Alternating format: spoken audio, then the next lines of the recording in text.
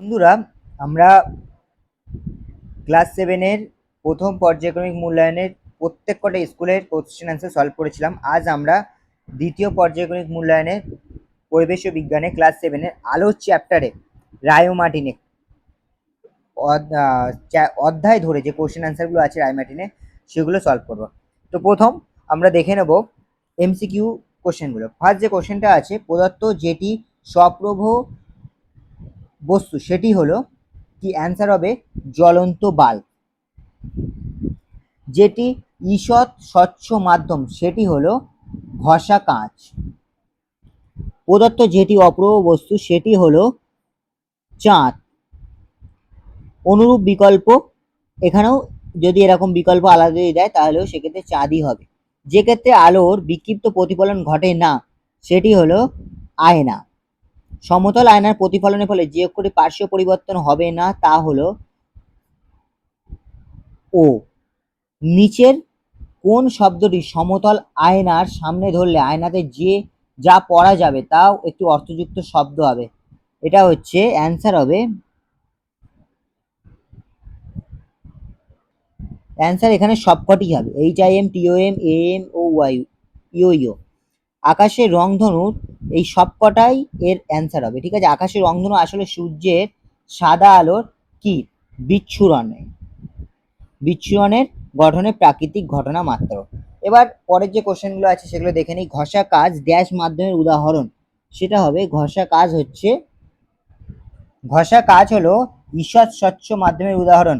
মোমবাতি একটি ড্যাশ বস্তুর উদাহরণ, অ্যান্সার হবে অপ্রভ। পরের কোশ্চেন বলছি, অপ্রভ বস্তুর একটি উদাহরণ হলো কাঠ। প্রচ্ছায়ার চেয়ে উপাচ্ছায়া অঞ্চলে আলোর পরিমাণ তুলনামূলকভাবে কি হয়, কম হয়। সূচিছিদ্র ক্যামেরায় বস্তু উল্টো কি হবে, প্রতিকৃতি গঠিত হয়, উল্টো প্রতিকৃতি গঠিত হয়। আচ্ছা, ড্যাশ উৎস বিস্তৃত বস্তু হলে উপাচ্ছায় গঠিত হয় না, ক্ষুদ্র বা বিন্দু।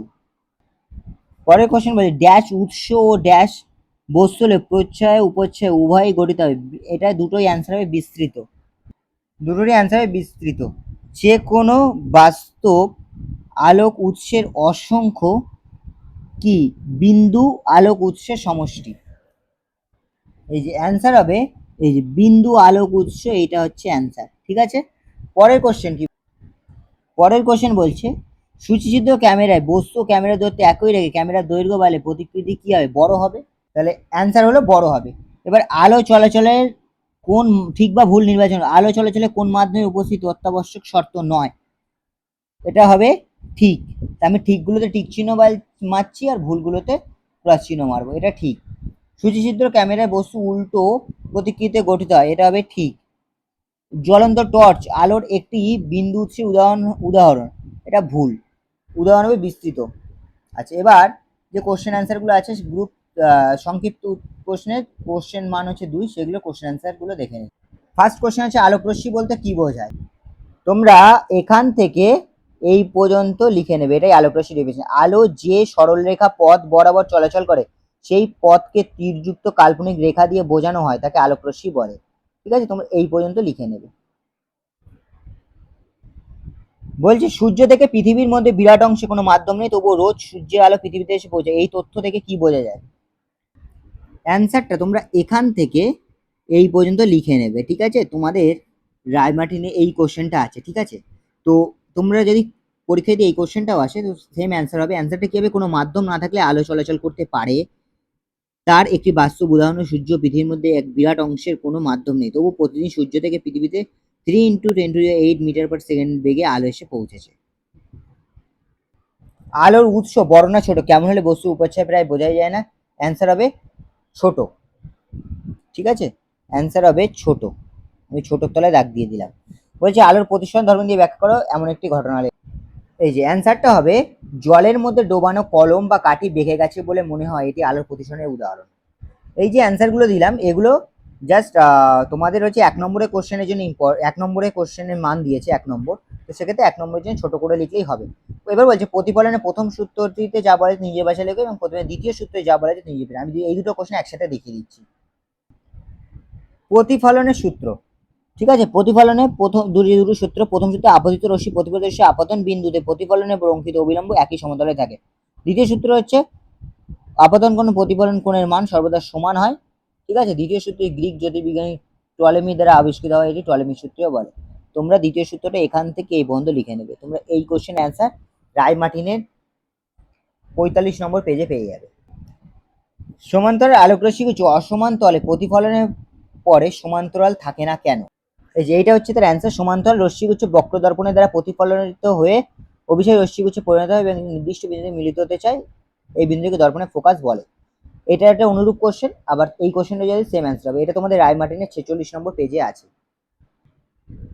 পরের কোশ্চেন বলছে ঘনতার মাধ্যম থেকে লঘু মাধ্যমে যাওয়ার সময় আলোকরশ্মির গতিপথ কেমন হয়, তার একটি চিহ্নিত রেখচিত্র এঁকে দেখাও।